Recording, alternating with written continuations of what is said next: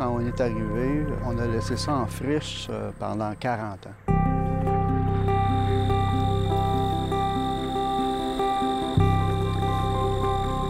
La nature, on laisse un cadeau qu'on a découvert au travers le bois. On s'est aperçu qu'il y avait des pommiers.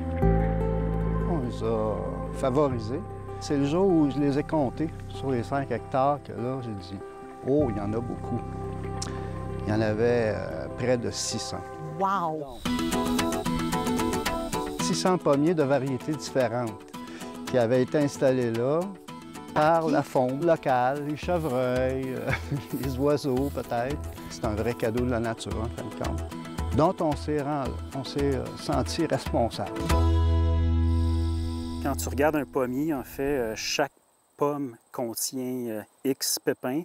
Donc, sur un pommier rempli de pommes, c'est un potentiel génétique incroyable. Chaque pommier est effectivement différent l'un de l'autre, donc produit une pomme différente. C'est le résultat d'une nature qui s'est tout simplement installée. Exactement. Donc, l'enraciné, en fait, le nom de la cidrerie, c'est vraiment ça aussi, c'est le pommier qui s'est enraciné sur place, n'a pas été transplanté. Donc, développe un système racinaire aussi hyper puissant, une adaptation hors du commun, ce qui fait qu'on a un verger en santé. On ne demande vraiment pas beaucoup d'intervention. On n'a pas besoin d'arroser. Les traitements, c'est très, très minime. Donc, un verger à très faible impact environnemental. Qu'est-ce que ça donne, cet identifiant-là? Chaque pommier est identifié dans une base de données. On va chercher le taux de sucre, on va chercher l'acidité, l'amertume, l'astringence, est-ce que c'est une douce amère? Puis on met ça dans notre base de données qui est géopositionnée. C'est une petite application. Oh!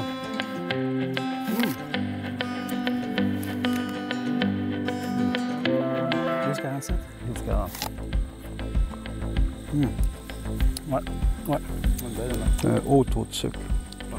Ouais, c'est un de nos bons pommiers, ça. À quel moment est-ce qu'on réalise qu'il y a un potentiel de transformer ces pommes-là et d'en créer des cidres? Ce patrimoine génétique-là, ça valait la peine de le mettre en valeur.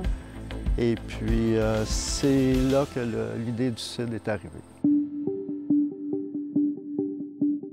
On prend la pomme, on goûte, puis on découvre. Est-ce que Oui. je peux faire ça avec vous aujourd'hui? Oui, tout Donc, à avec fait. cette pomme-là dont on ne connaît pas le nom, C'est ça, qui a été trouvé sur la ça va être table. des goûts surprenants. Qu'est-ce que vous regardez, vous, en premier? C'est les arômes, on peut aller chercher l'amertume, l'acidité, le sucre, justement les arômes de banane. Il y a une palette aromatique hallucinante. Wow. Oui, il y a des pommes qui sont vraiment surprenantes. Donc, on cherche l'unicité, en fait, Ouais. c'est ça. On n'est pas dans le Ouais. plaisir de la texture de croquer dans une pomme. On est vraiment dans le désir pour en créer des cidres par la suite. Je me lance.